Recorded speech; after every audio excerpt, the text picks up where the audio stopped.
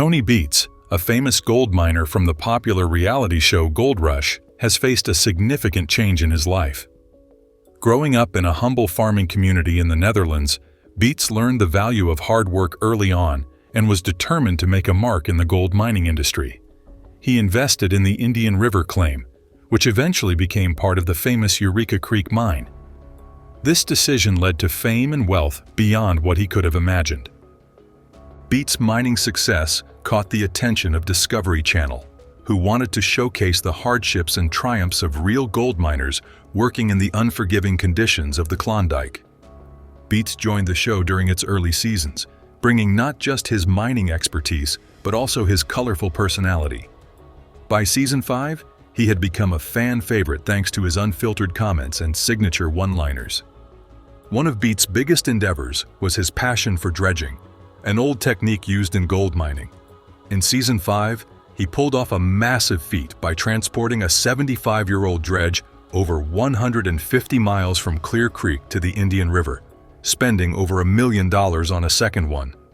However, not all of his stunts were well received, leading to charges under the Yukon Waters Act and costing him a hefty $31,000 in fines. Despite the fines and legal troubles, Beets pushed on, trying to get permits to mine the Indian River.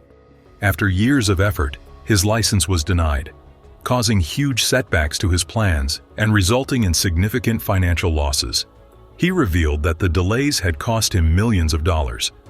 Even with these obstacles, he and his crew managed to pull in around $450,000, an impressive feat under the circumstances. Beets' path hasn't only been about gold, it's also about family. He and his wife Minnie have worked together for over 30 years, raising 4 children, all of whom have been involved in the family business. Sadly, they lost a daughter, Jasmine, when she was just a baby. Minnie keeps things running at their Paradise Hill claim, taking care of the bookkeeping while also helping out with their children when needed. The family splits their time between the Yukon and Arizona, where they have a beautiful home. Beets has become a legendary figure in the gold mining world, not just because of his success, but because of his grit, determination, and willingness to face whatever challenges come his way. His path has been far from smooth, but it's precisely those rough patches that have made him such a compelling figure to watch. Tony Beets, a gold mining legend, began his journey in the Yukon with his first claim, which was a small start. He spent years working on that claim, learning the ins and outs of gold mining, and slowly building his reputation in the Yukon. His big break came when he acquired the Indian River claim, which would change his life forever. This decision made him a fan favorite and brought him fame on the Discovery Channel. Tony's appearance on Gold Rush brought him fame, but it also brought new challenges. Balancing the demands of being a reality TV star with the realities of running a gold mining operation was a challenge, but he thrived under it. His blunt, no-nonsense attitude made him a fan favorite, and his willingness to take risks kept viewers on the edge of their seats. One memorable moment in Gold Rush history was his decision to resurrect an old dredge, a gold mining technique that involves scooping up riverbed material to extract gold. He purchased a 75-year-old dredge and moved it over 150 miles to his claim on the Indian River, a logistical nightmare. The dredge project was a testament to Tony's determination and belief in doing things his way. Although it didn't turn out as successful as he had hoped, it showed his willingness to think outside the box and his determination to succeed. However, not all of his endeavors have gone smoothly. In 2100, Tony made headlines for all the wrong reasons when he and his crew decided to pour gasoline into a dredging pond and set it on fire, leading to charges under the Yukon Waters Act. The fines were steep, and as his success grew, a big legal fight was quietly building up behind the scenes, putting everything he worked for at risk. Tony faced numerous challenges in obtaining the necessary permits to continue his mining operations. The process of acquiring permits is long, complicated, and filled with red tape. He spent years trying to get a water license for his Indian River operation, but despite his best efforts, the license was denied. This was a significant blow, costing him millions of dollars in potential revenue. Despite the setbacks, Tony has managed to keep his business afloat. his side since the beginning, helping him build their business from the ground up. Their children, Kevin, Monica, and Mike, have grown up in the mining world, learning the ropes from their father and contributing to the family's success. Unfortunately, not all of Tony and Minnie's children have been able to enjoy their success. In 1100, they experienced heartbreaking loss when their baby daughter Jasmine passed away.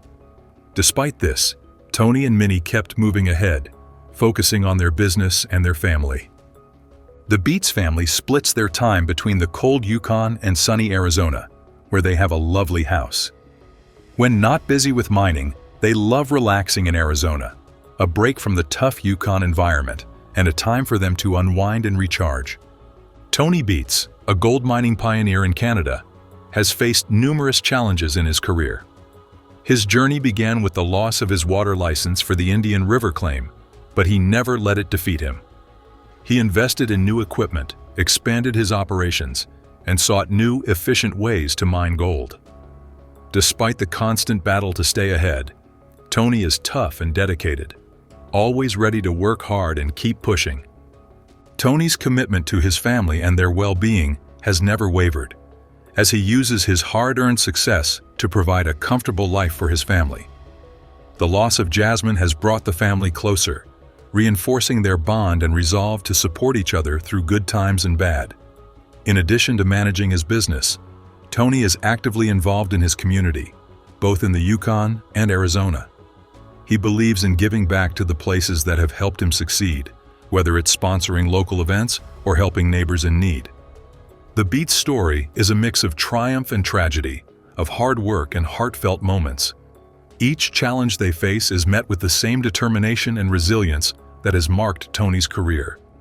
The comfort and happiness of his family, along with the success of his business, remain his driving forces. Through the years, he has learned to balance the demands of a thriving business with the needs of his family. This balance has not only helped him succeed in the competitive world of gold mining, but has also allowed him to be there for the important moments at home. His ability to adapt, whether in business or personal life, is a testament to his strength and dedication. As he continues to navigate the complexities of the mining industry, his family remains his anchor, keeping him grounded and focused on what truly matters. His life's path is a powerful reminder of the importance of perseverance, the value of family, and the impact of facing life's challenges with courage and love. The future of Tony Beets' gold mining business is uncertain, as he has faced numerous tough challenges recently. The battles in court, the permits he didn't get, and changing rules have made it hard for him to work like he used to. But one thing is clear about Tony: he doesn't give up easily. He has faced down tough times before and has often come out ahead. Tony's dedication and tireless effort to achieve his dreams set him apart. His path has not only built a successful business, but also inspired many who hear about him.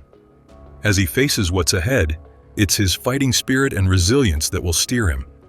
Tony's unyielding pursuit of success, despite numerous obstacles, showcases his character. From a young man with a bold dream in Canada to a leader in the Yukon's mining scene, his path has been marked by both highs and lows. His approach to challenges is remarkable as he finds ways to turn them into advantages. As the gold mining industry evolves, so does Tony. He learns from each experience, whether it's a success or a setback. His adaptability, combined with a robust work ethic, makes him a formidable figure in the world of mining. The Klondike region has seen a significant expansion, with the operation growing beyond expectations.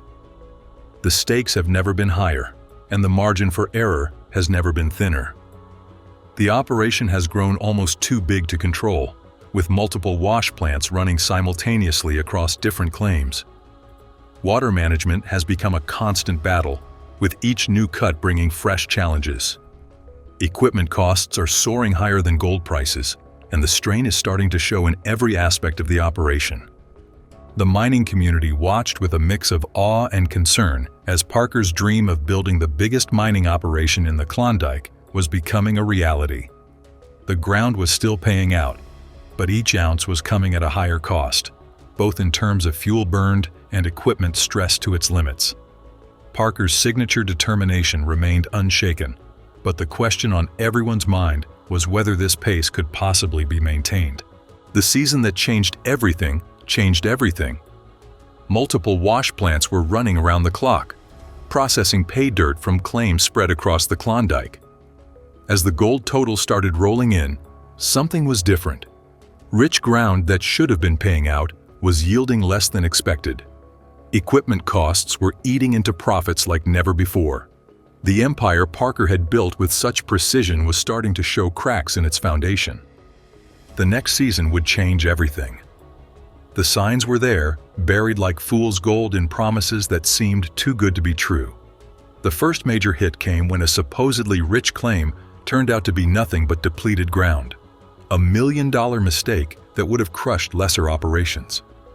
Test holes had shown promise, but as the crew dug deeper, the gold values disappeared like smoke in the Klondike wind. Water management, once Parker's specialty, became his operation's worst nightmare. The sophisticated systems that had set industry standards were now failing against unprecedented challenges. Springs nobody knew existed turned cuts into lakes overnight, drowning equipment and washing away precious time and money. The crew worked around the clock, fighting a losing battle against nature's fury. The equipment breakdowns hit next, like dominoes falling in a perfectly orchestrated disaster. Machines that had been pushed to their limits finally started giving up, one after another. The harmony of heavy machinery working in perfect sync was replaced by the discord of frustrated voices over crackling radios. The gold market's volatility struck another blow to Parker's operation. Fuel costs were soaring higher than excavator buckets, while gold prices swung wildly, making every operational decision a high-stakes gamble. The comfortable margins that had allowed for aggressive mining strategies were disappearing faster than summer in the Yukon. Parker found himself doing math he'd never had to consider before, calculating the cost of every yard of dirt moved, every hour of machine time, every drop of fuel burned. The days of focusing purely on production were over. Environmental regulations in the Canadian mining industry were tightening, requiring more paperwork, oversight, and restrictions on mining operations. Cuts that would have been approved without question in previous seasons now faced lengthy reviews and costly modifications. Water management plans needed complete overhauls to meet stricter standards. The ground might hold gold, but getting to it was becoming a different kind of challenge. The final straw came when a promising cut proved to be a costly bust. For the first time since those early days at Big Nugget, doubt crept into Parker's voice during cleanup. The industry took notice, and with his empire showing cracks and gold totals falling faster than Yukon Mercury, Parker's next challenge would not just test his mining skills, it would threaten everything he'd built. The decline hit Parker's operation like an avalanche, sudden, devastating, and impossible to stop once it started moving. Production numbers that once broke records were now breaking spirits, with gold totals dropping faster than thermometers in a Yukon winter. Wash plants that once thundered with constant activity now sat silent more often than they ran, victims of both mechanical failure and increasingly barren ground. Inside sources revealed that even Parker's most reliable cuts were yielding less than half their expected values. Confidential documents and crew testimonies exposed the true extent of the operation's struggles. Equipment that should have been replaced seasons ago was being held together with emergency repairs and desperate workarounds. The sophisticated water management systems, once the envy of every operation in the Klondike, were failing systematically. Pumps struggled against rising groundwater, while repair costs soared higher than excavator booms. Industry insiders reported that Parker's legendary determination had turned into something else, a stubborn refusal to acknowledge that his aggressive mining style might be part of the problem. Parker Schnabel's mining empire, once a powerful force in the Klondike gold industry, has been facing a crisis due to environmental compliance reports and regulatory documentation. Multiple violations have been documented across Parker's claims, with fines mounting faster than gold in a sluice box. Water management issues that had once been minor inconveniences were now attracting serious regulatory scrutiny. The young mine boss discovered that some problems can't be solved by simply throwing more horsepower at them. Each new regulation seemed designed to target the aggressive mining style that had built his reputation, forcing costly adjustments that further strained the operation's resources. Gold recovery data revealed a steady decline in both quantity and quality of recovered gold. Pay streaks that should have been reliable were proving inconsistent, while promising ground turned out to be little more than fool's gold. Industry experts pointed to Parker's rush to process maximum yardage as a potential culprit, suggesting that crucial testing and ground preparation steps were being skipped in the race to maintain production numbers. The young mine boss, who once seemed to have an almost supernatural ability to read ground, was now making rookie mistakes, choosing quantity over quality in a desperate bid to keep his empire afloat. By the end of the season, the signs of systematic failure were impossible to ignore. Equipment sat idle, covered in a layer of Klondike dust that grew thicker by the day. Drone footage revealed abandoned cuts across multiple claims, each one a testament to miscalculations and overambitious planning. The empire that Parker had built through sheer determination and grit was crumbling faster than thawing permafrost. Industry veterans who had watched his meteoric rise now shook their heads at what appeared to be an equally spectacular fall.